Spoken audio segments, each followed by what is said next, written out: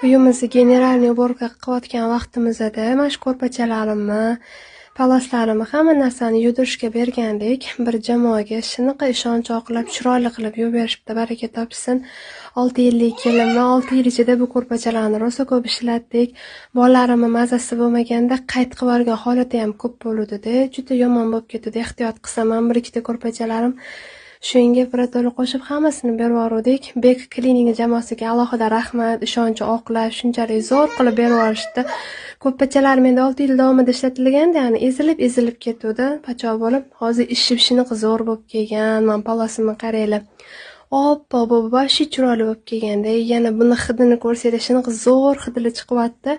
Hozir biz narsalarni joylashtirib olamiz, sandiqlarni ichkariga olib kirdik. Shu uchun ham sirazi video o'tsev qo'yaman. Ishonch oqlaganingiz uchun rahmat. Qizlar sizlarga ham tavsiya qilib qolaman. Albatta, bularga